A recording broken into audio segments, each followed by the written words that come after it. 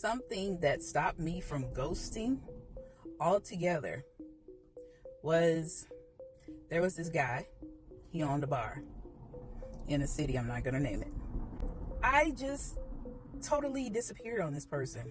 Nothing ever happened between us. I mean, there was a kiss, but it was very random. And I just disappeared. Well, some years go by. I'm at this fine dining restaurant on a date. Guess who decided to be a waiter? He is not a waiter. Now, he's a chef. And so he's at this restaurant and he's like, this is on the house. And I'm having to explain to the date that I'm on because he's like, do you know him? And I'm just like, I do. And he's like, well, if nothing happened between y'all, why are you uncomfortable? I'm like, because I ghosted him. And I couldn't say I ghosted him because the guy who I was talking to felt like, I feel like you're just gonna dip. And I'm just like, I'm not. I'm gonna, and I did to that guy say how I felt and why we weren't compatible. But the guy who was like, it's on the house, he was just like, he didn't let me ever explain.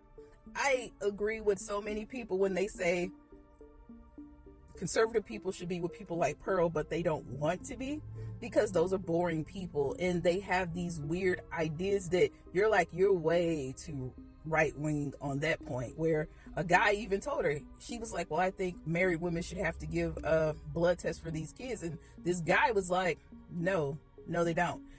And she wants to be accepted so bad. And I'm more like, you're either going to accept me or I'm leaving. That's the way I rolled. I was like, you're either dealing with this or accepting me or you're not. And the thing about that guy that I ghosted, he had already told me about traits that he didn't like. And I was just like, I'm not going to change. And I might be, you can find me person, but at the same time, I will dip like this and be like, yeah, I'm going. Because I might experience a moment, I might feel like this or that, and I don't want to have to explain all that stuff. Or how do I know this person or that? I don't want to have to explain this.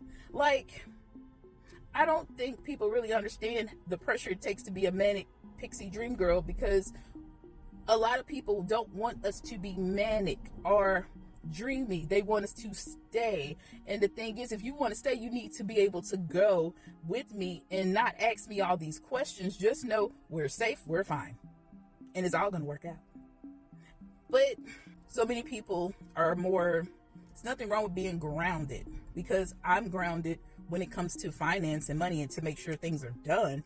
But I definitely am serendipitous of, I'm calling it, it's happening. And a lot of people don't live like that. And it took me a while to realize it. And I was just like, I don't want this guy to hate me. But at the end of the day, I guess I still ended up hurting him, because he was like, he did the thing at this restaurant, this very tiny restaurant. And I was just like, oh my God, that's him. And I just was like, and we had a whole nother waitress, and because the guys that I would just, I guess, disappear on, they were expecting a lot more accountability. Even if nothing happened, they were just like, we got to know each other. And intimacy does not include being physical with a person. You could have a conversation that's in depth, even though I have very in-depth conversations with everyone, because I'm not a surface person. I can get that a lot of deeply introverted people are like, they don't do that. No, I'm like, here's the stuff.